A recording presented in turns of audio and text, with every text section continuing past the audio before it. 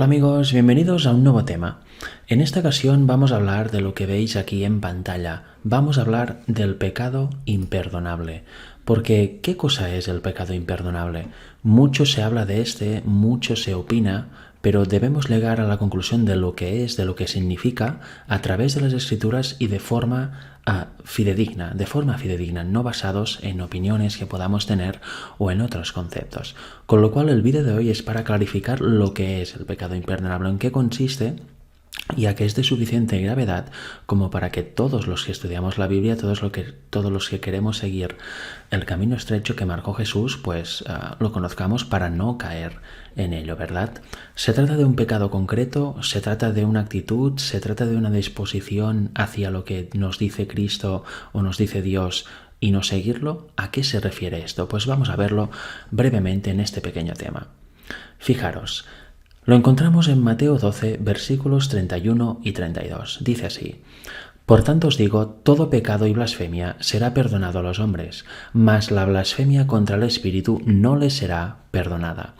Por tanto, aquí vemos, todo pecado y blasfemia es perdonado a los hombres. Si nos arrepentimos de corazón y vamos a Cristo, Él nos perdona, nos limpia de todo pecado. Pero la blasfemia contra el Espíritu no será perdonada a ningún hombre. Dice el versículo 32, a cualquiera que dijere alguna palabra contra el Hijo del Hombre le será perdonado, pero al que hable contra el Espíritu Santo no le será perdonado, ni en este siglo ni en el venidero. ¿Por qué eso? ¿Por qué es tan importante? ¿Y en qué consiste hablar contra el Espíritu Santo o blasfemar contra el Espíritu? Fijaros aquí en la parte en verde subrayada, dice, alguna palabra contra el Hijo del Hombre es perdonada, cualquiera que dijere alguna palabra contra el Hijo del Hombre. Quedaros con esto porque luego vamos a ver algo en relación con esto y es un detalle muy importante para no caer en errores cuando estamos analizando estos dos versículos. Vamos a ver a qué se refiere hablar contra el Espíritu Santo o blasfemar contra el Espíritu. Para ello vamos a leer Hebreos 10, versículos del 11 al 31, con calma para ir comentándolos cuando haga falta y para ir entendiendo en qué consiste esta blasfemia contra el Espíritu Santo. Fijaros, dice, y ciertamente todo sacerdote está día tras día ministrando y ofreciendo muchas veces los mismos sacrificios, que nunca pueden quitar los pecados. Pero Cristo, habiendo ofrecido una vez para siempre un solo sacrificio por los pecados, se ha sentado a la diestra de Dios. De ahí en adelante esperando hasta que sus enemigos sean puestos por estrado de sus pies, porque con una sola ofrenda hizo perfectos para siempre a los santificados. Aquí vemos, había los rituales diarios de sacrificios en el templo, también anuales, también mensuales, etc., pero Cristo vino, se ofreció una sola vez y para siempre como sacrificio perfecto para borrar los pecados, para pagar la deuda de los pecados de toda la humanidad. Y esto cuando resucitó fue al cielo y se sentó otra vez a la diestra de Dios con la gloria que ya tenía antes al lado del Padre. Y así estará hasta que los enemigos sean puestos por estrado de sus pies, hasta que termine la historia de este mundo, la historia de la redención, hasta que termine el plan de redención. Porque Él con una sola ofrenda hizo perfectos para siempre a los santificados. Una sola vez, no hacía falta que se reanudaran los sacrificios matando animales en el templo, ni nada por el estilo. Fijaros, luego nos sigue diciendo el versículo 15, y nos atestigua lo mismo el Espíritu Santo, porque después de haber dicho, este es el pacto que haré con ellos, después de aquellos días, dice el Señor, pondré mis leyes en sus corazones, y en sus mentes las escribiré. Y añade, y nunca más me acordaré de sus pecados y transgresiones, pues donde hay remisión de estos no hay más ofrenda por el pecado. Aquí está citando Jeremías 31:31, donde está hablando Jehová. Por cierto, aquí dice, lo mismo atestigua el Espíritu Santo. En el Antiguo Testamento vemos que está hablando Jehová de los ejércitos, al cual es Cristo. Y ahí dijo esto, pondré mis leyes en sus corazones. Se acabó la obediencia imposible de la ley de forma legalista por nuestros propios méritos, sino que se descubre y se nos habilita para poder guardar la ley mediante el poder de Dios en nosotros. Es la única manera que tenemos de guardarla. Y luego dice, como hemos leído, nunca más me acordaré de sus pecados y transgresiones, pues donde hay remisión de estos no hay más ofrenda por el pecado. Sigamos leyendo un poquito más. Versículos del 19 al 25. Así que, hermanos, teniendo libertad para entrar en el lugar santísimo o en el santuario, es una mucho mejor traducción, por la sangre de Jesucristo, por el camino nuevo y vivo que Él nos abrió a través del velo, esto es, de su carne, y teniendo un gran sacerdote sobre la casa de Dios, acerquémonos con corazón sincero, en plena certidumbre de fe, purificados los corazones de mala conciencia y lavados los cuerpos con agua pura. Aquí tenemos una gran verdad, aquí tenemos el pacto eterno, ¿verdad? Tenemos libertad para entrar en el santuario por la sangre de Cristo. Tenemos total libertad, solo debemos decidir entrar o no en el santuario. Pero ¿por dónde se entra? Por este camino nuevo y vivo que nos abrió a través del velo. El velo literal del santuario se partió por la mitad cuando miró Cristo, simbolizando así que ya terminaba todo el sacerdocio terrenal en el santuario, se acabaron los sacrificios y las oblaciones, y nos abre un camino nuevo y vivo a través de ¿qué? De su carne. Y eso produce que tengamos un gran sumo sacerdote o un gran sacerdote en la casa de Dios. Eso es muy importante porque eso es entender la naturaleza humana de Jesús. El camino nuevo y vivo es a través de su carne, lo tenemos a través de su carne. Un estudio importante de la Biblia, un estudio realmente cabal, un estudio serio de la Biblia, nos muestra que Jesús como hombre tomó nuestra misma naturaleza con sus tendencias y pasiones, tomó nuestra misma carne, y su victoria fue gracias a estar unido al Padre, y con el poder de Dios venció toda tentación. Nunca cedió en ningún momento a la tentación, siempre mantuvo las pasiones bajas de la carne ahí y nunca las dejó subir a su mente. No pecó ni siquiera en pensamiento. Y eso lo hizo con nuestra misma carne, con una carne de pecado, la cual ya llevaba 4000 años de existencia. Con lo cual, con nuestra misma carne, Él tuvo la victoria, nos dio el ejemplo de cómo poder vencer al pecado. Y eso es unidos al Padre. Solo se puede guardar la ley y por tanto vencer el pecado si es mediante el poder de Dios en nosotros. Por nosotros mismos es imposible, y eso nos lo habla muy claramente y explícitamente Pablo en la carta a los Romanos, en su capítulo 7 y en su capítulo 8. Con lo cual, entender esto es vital para poder entender el plan de la redención y el tema de la justicia por la fe. El camino nuevo y vivo viene por su carne, es a través de su carne, que era una carne como la nuestra. Por tanto, sabiendo eso, dice, acerquémonos con corazón sincero, en plena certidumbre de fe. Eso es sin dudar lo más mínimo.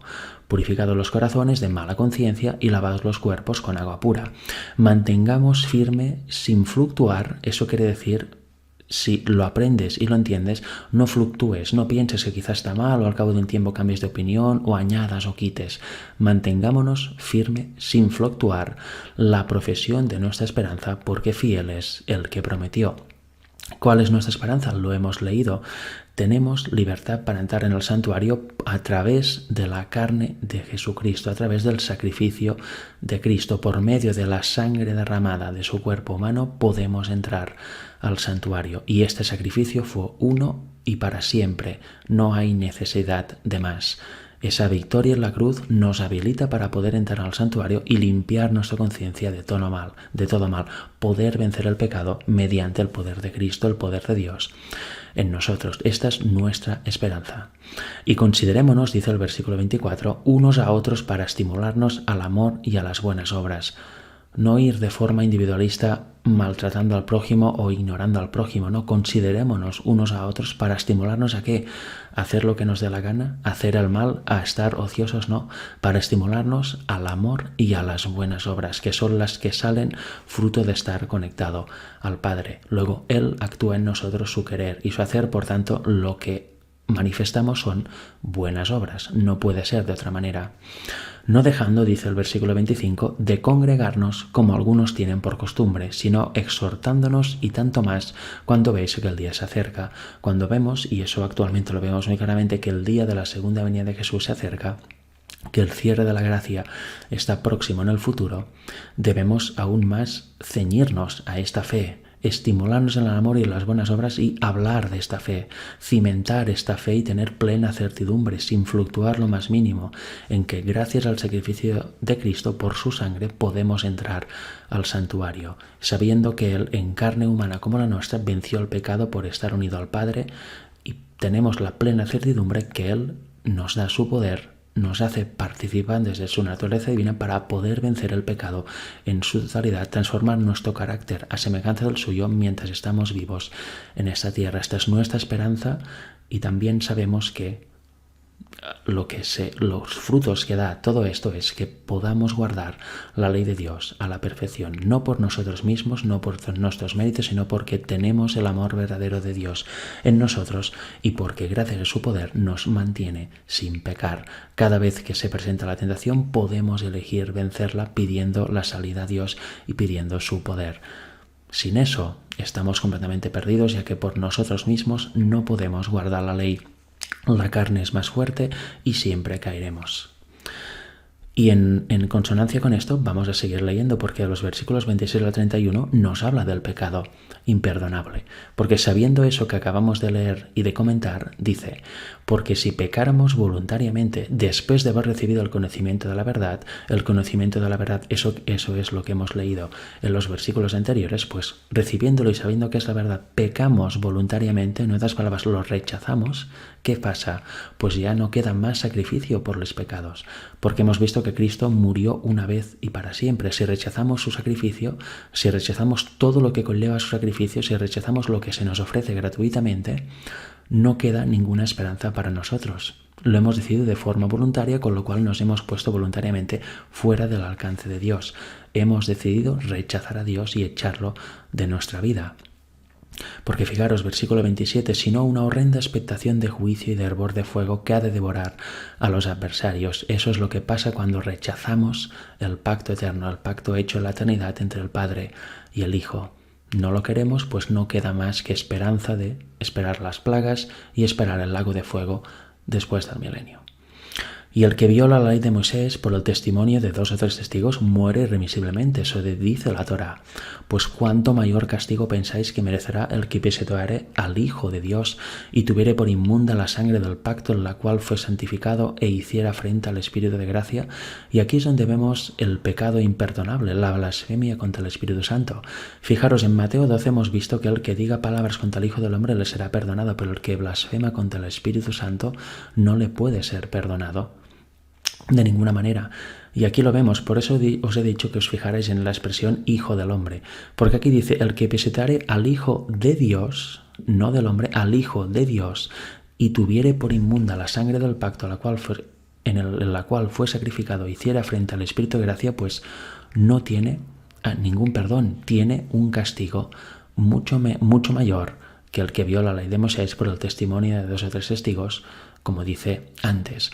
¿Por qué? Porque, como dice Juan 3:16, de tal manera amó Dios al mundo que envió a su Hijo unigénito para que todo aquel que en él crea no se pierda, mas tenga vida eterna. El que pisotea eso, el que pisotea la misión del Hijo de Dios, y como vamos a ver en un momento, no cree que el Hijo de Dios vino al mundo y se engendró en el vientre de María y nació como hombre, pero siendo él que vino a engendrarse como hombre, pues ¿qué esperanza nos queda? Si pensamos que es un hombre más, que es un profeta, que es alguien muy inteligente, alguien muy puro, no estamos en la verdad. La Biblia nos dice que el Padre envió a su Hijo y éste nació como hombre, teniendo 2 naturalezas, la naturaleza divina y la naturaleza humana, y éste venció por nosotros en la cruz, murió la muerte segunda en la cruz, liberándonos de la condenación del pecado. Si eso se rechaza, como dice aquí, se tiene por inmunda la sangre del pacto en la cual fue santificado, ¿qué esperanza hay? Ninguna. Eso es blasfemar contra el Espíritu Santo, eso es hacer afrenta, como dice aquí, al Espíritu de gracia.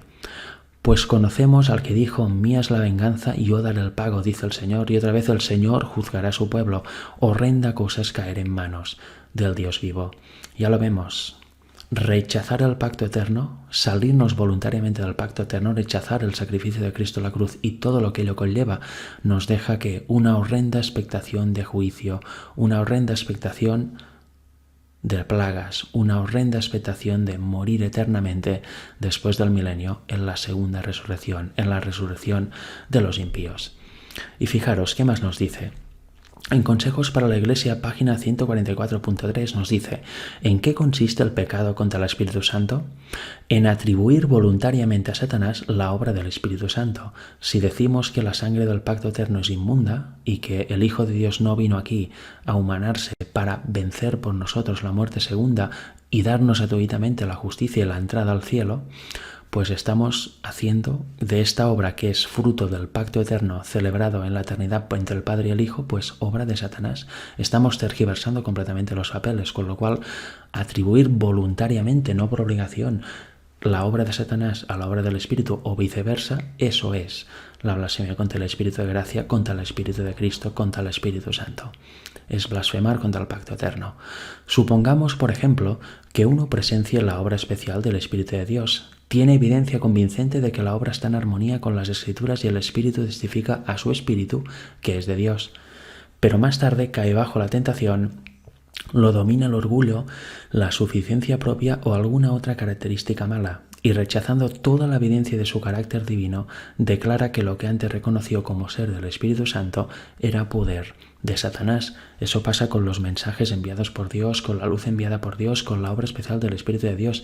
Si vemos que esto es hecho por el Espíritu, pero más tarde cambiamos de parecer, nos domina, como dice aquí, el orgullo, suficiencia propia o algún otro pecado o alguna tendencia se manifiesta en nosotros y la albergamos en nuestra mente y pasamos a decir que aquello que pensábamos que era de Dios es de Satanás, pues ahí estamos cometiendo el pecado contra el Espíritu Santo, porque estamos atribuyendo la obra de Satanás a una obra que es de Dios o la obra de Satanás a una obra que es de Dios, viceversa, ¿no? Una cosa que es de Dios, decir que es satánica, es cometer el pecado imperdonable, es blasfemar contra el Espíritu de gracia. Y una obra que es de Satanás, decir que es de Dios, pues es también eso, es tergiversar los papeles. Y fijaros otra cita, en El deseo de todas las gentes, página 292, párrafo 1 dice: al rechazar a Cristo, el pueblo judío cometió el pecado imperdonable. ¿Por qué? Pues porque él nunca creyó a Cristo como Hijo de Dios, nunca lo vio como Hijo de Dios. De hecho, ahora veremos unos cuantos versículos en donde se ve la obra de los judíos contra eso. Nunca aceptaron que era el Mesías prometido. Por tanto, ¿qué esperanza hay para ellos? Nada, horrenda expectación de juicio y de la ira de Dios. Han rechazado el sacrificio de Cristo, han rechazado la venida del Mesías, han rechazado el pacto eterno entre el Padre y el Hijo. Por eso cometieron el pecado imperdonable, de hecho lo acabaron matando. Y desoyendo la invitación de la misericordia, podemos cometer el mismo error. Insultamos al príncipe de la vida y la avergonzamos delante de la sinagoga de Satanás y ante el universo celestial, cuando nos negamos a escuchar a sus mensajeros, escuchando en su lugar a los agentes de Satanás que quisieran apartar de Cristo nuestra alma. Mientras uno hace esto, no puede hallar esperanza ni perdón y perderá finalmente todo deseo de reconciliarse con Dios. Eso es muy importante porque, ¿sabéis? Hay muchos temas en la Biblia, pero un tema muy importante es el tema de la preexistencia de Cristo y el entender a Cristo como ya Hijo antes de que viniera a la tierra, a engendrarse como humano. Y también otro tema muy importante es entender qué naturaleza tomó el Hijo de Dios cuando se humanó. ¿Tomó naturaleza de Adán antes de pecar, una naturaleza mixta o una naturaleza como la nuestra, una naturaleza caída con sus tendencias y pasiones al mal? ¿Cuál tomó? La Biblia nos dice que tomó la tercera que he comentado, y tengo una serie que se llama Emmanuel, Dios con nosotros, de 5 temas, donde ahí vemos con textos bíblicos y con citas del Espíritu de Profecía y otras personas pioneras del movimiento adventista, en donde se habla de este tema y vemos claramente que la idea de que Cristo vino con una naturaleza prelapsaria es totalmente errónea. No proviene de Dios. Vemos claramente también que si decimos que Cristo vino con una naturaleza humana mixta, prelapsaria y poslapsaria, con las debilidades inocentes pero sin tendencia al mal, también es un entendimiento completamente contrario a las Escrituras. En cambio, si creemos la verdad, lo que dice la Escritura, veremos que Cristo vino con una naturaleza humana caída como la nuestra, también con las tendencias al mal, porque tener tendencia al mal no es pecado, igual que tener naturaleza caída no es pecado.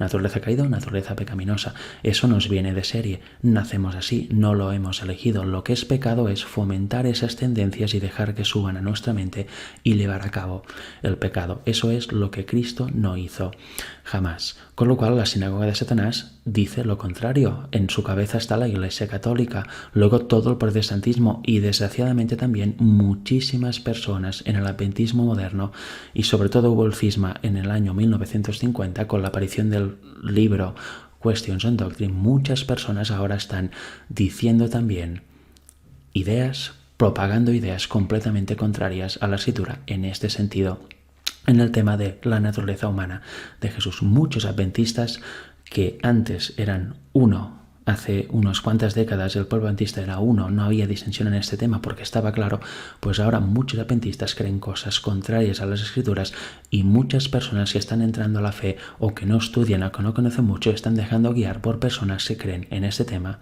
algo que es completamente contrario a las Escrituras. Por tanto, mucho cuidado con lo que escuchamos, a quién escuchamos, y sobre todo mucho cuidado en no cultivar el estudio propio.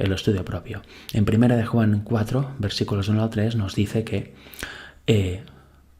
quien dice que Cristo no vino en carne es anticristo y es mentiroso. Y no solo se refiere a quien dice que Cristo nunca vino como hombre a la tierra, que nunca vino, no, sino que se refiere a que si decimos que Cristo no vino en nuestra carne, con sus tendencias y pasiones, estamos siendo la voz del anticristo. Y en la serie que os he comentado, Emmanuel Dios con nosotros, analizo esta palabra en hebreo, que es la sarx, y vemos solamente que es carne, un ser humano como tal, incluye sus tendencias y pasiones, sus debilidades inocentes y sus pasiones, sus tendencias al mal. Con lo cual, quien diga lo contrario está siendo la voz del anticristo, y quizá no es consciente, pero es así.